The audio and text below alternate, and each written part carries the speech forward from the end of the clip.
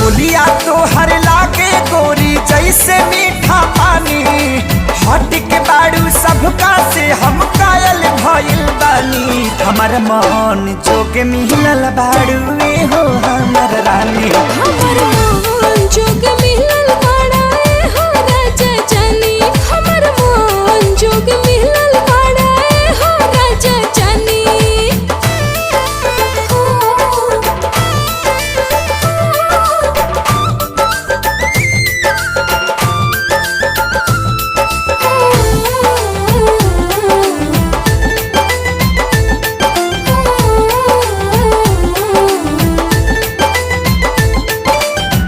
हमारा से सारा गुण मिलेला तोहार हो, यही से ताख मुदी कैनी तो से प्यार हो।